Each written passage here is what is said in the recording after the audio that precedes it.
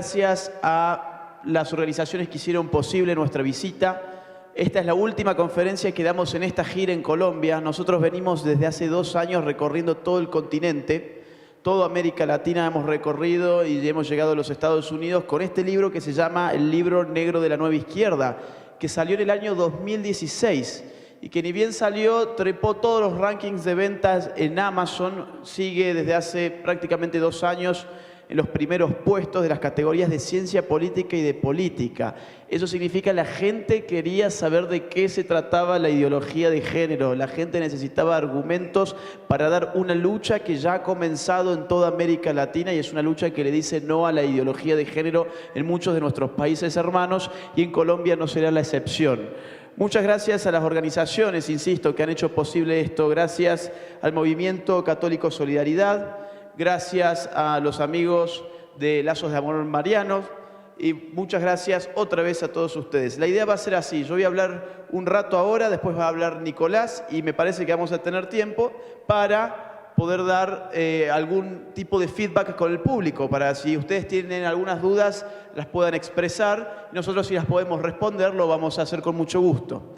Miren, a mí me gusta empezar esta charla explicando un poco el título del libro porque en el título se encuentra la tesis principal que hemos tenido con Nicolás. El libro, como ustedes podrán ver, se llama El Libro Negro de la Nueva Izquierda. La idea de ideología de género, el concepto de ideología de género recién aparece en el subtítulo del libro que dice ideología de género o subversión cultural.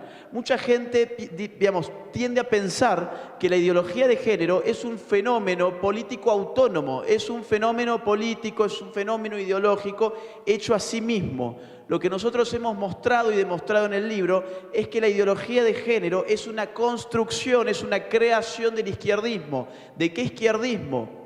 Del izquierdismo que nosotros hemos llamado nueva izquierda. Entonces es importante poder comprender esto para poder dar esa lucha, para que no nos mientan sobre qué es la ideología de género y de dónde viene la ideología de género. ¿Qué es la nueva izquierda?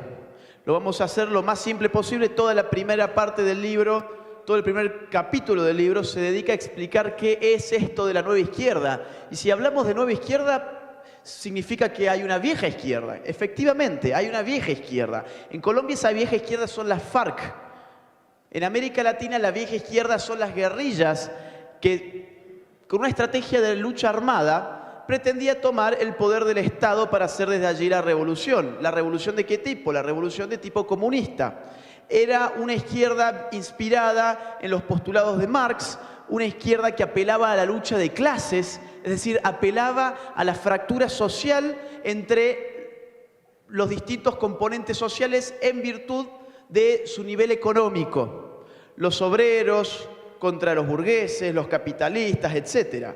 El campesinado, la FARC, que es el caso que ustedes han vivido, apela hacia, acá me hacen 2, el ELN.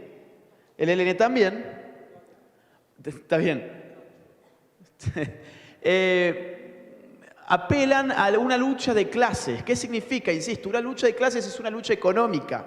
Es apelar a los sectores económicamente más marginales de la sociedad para que se alcen en armas y hagan la revolución. Esa era la médula, digamos, del pensamiento revolucionario de la vieja izquierda. ¿Cuándo entra este pensamiento en crisis? ¿Y dónde entra en crisis? Que necesita pasar de ser de una vieja izquierda a convertirse en una nueva izquierda.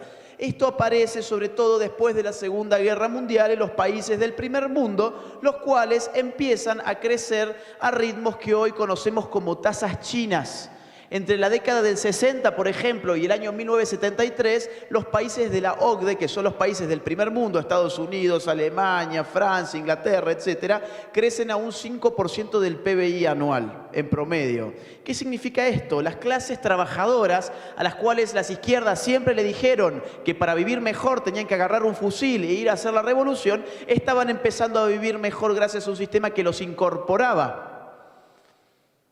Entonces el gran problema fue cómo hacer, por ejemplo, pensemos en los Estados Unidos, en los 60 o 70, cómo hacemos la revolución en los Estados Unidos donde los obreros tienen un automóvil y precisamente están más preocupados por cambiar de su automóvil que por cambiar el mundo.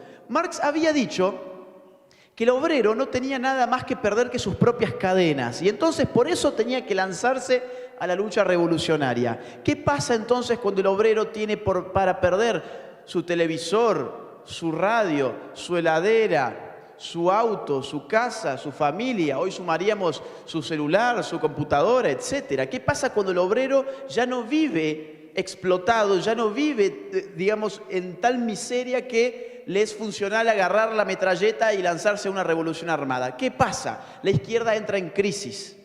La izquierda en el mundo, en el primer mundo sobre todas las cosas, entra en crisis y se da cuenta que para sobrevivir necesita crear nuevas fracturas sociales. No sé si ustedes conocen aquel dicho muy conocido por otra parte de la política que dice divide y reinarás.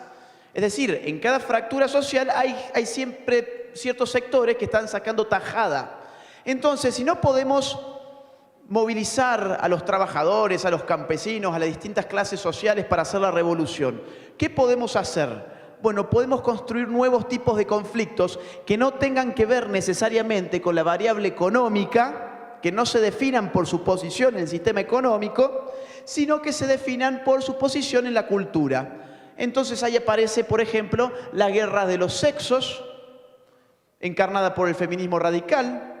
Aparece la guerra de los géneros, encarnada por los lobbies LGTB. Aparece la guerra entre los sectores aborígenes, indígenas, contra el hombre blanco, europeo, etcétera, el indigenismo. Aparece el ambientalismo, aparece el garantismo, aparece el multiculturalismo en Europa, etcétera, etcétera, etcétera. Aparecen nuevas ideologías que tienden a movilizar a distintos tipos de sujetos políticos que ya no necesariamente se definen por su nivel económico, como eso ocurría con la vieja izquierda.